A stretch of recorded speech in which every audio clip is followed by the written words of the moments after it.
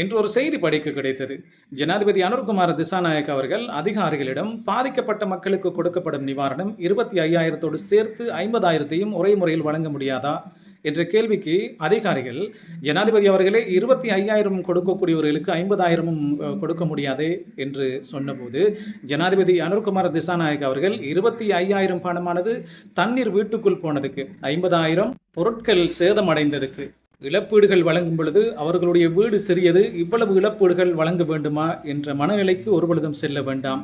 அவர்கள் நம் நாட்டு மக்கள், அவர்களுக்கு ஒரு வீடு அமைத்து நிம்மதியான வாழ்க்கையை கொடுப்பது நமது கடமை என்று ஜனாதிபதி அனுர்குமார திசாநாயக்கா கூறியிருக்கிறது. உண்மையிலேயே அவரது மனித நேயமும் மனிதாபிமானமும் அது ஓங்கி இருக்கிறது என்பதற்கு இதைவிட வேறென்ன சான்று இருக்க போகிறது. நான் மகுடம் சூடப்பட்ட இந்த நாட்டின் மன்னன், என் பணிவிடைகளை என் பணியாளர்களை பார்ப்பார்கள் என்ற கர்வம் இல்லாமல், நான் இந்த நாட்டின் அரசன், மக்கள் பணியை செய்ய வந்திருக்கிறேன் என்ற மனிதநேயமும் மனிதாபிமானமும் இந்த மக்களோடு அந்யோன்யமாக பழகக்கூடிய இந்த தலைவன், இந்த அரசன் இலங்கைக்கு கிடைத்திருக்கிறது ஒரு வரம் என்பதை தாண்டி வேறு என்ன இருக்கிறது. இது இவ்வாறே செல்லுமாக இருந்தால் எதிர்காலத்தில் எதிர்கட்சி என்று ஒன்று இல்லாமலே போய்விடும். ஏனென்றால் இன்று எதிர்கட்சியினரும் கூட ஜனாதிபதி அனுர்குமார திசாநாயக்க அவர்களை வாழ்த்தி புகழாரம் சூட்டும் காலமாக மாறி இருக்கிறது.